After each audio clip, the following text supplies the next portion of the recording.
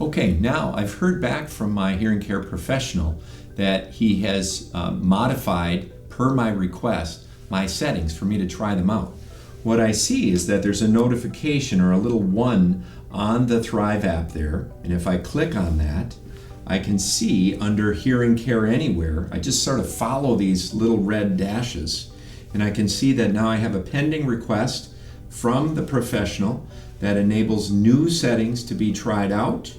and now I can preview them in each of the memory, and I can listen after applying to whether I'm in the current menu as it was programmed when I saw them last, or now the new memory,